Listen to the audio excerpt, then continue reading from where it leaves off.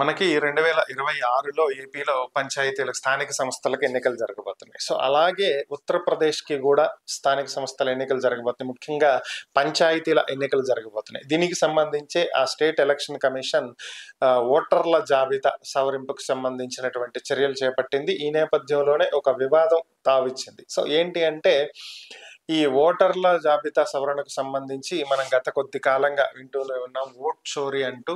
So దాదాపుగా ఇది అలాంటి కోవలోకే వచ్చేటువంటి పరిస్థితులు అయితే కనిపిస్తున్నాయి. ఇక్కడ విషయం ఏంటి అంటే ఒకే ఇంటి నెంబర్ మీద దాదాపుగా 4271 మంది ఓట్లు నమోదవటమే దీనికి కారణం. సో ఆ పంచాయతీలో ఓవరాల్ గా ఉన్నదే 16,029 ఓట్లు అయితే అందులో 4271 ఓట్లు ఒకటే ఇంటి నెంబర్ మీద నమోదవటం జరిగింది. దీన్ని గమనించినటువంటి సామాజిక కార్యకర్తలు దీన్ని ప్రభుత్వం దృష్టికి తీసుకువెళ్ళటం జరిగింది. అలాగే బిఎల్ఏలను అడగటం జరిగింది.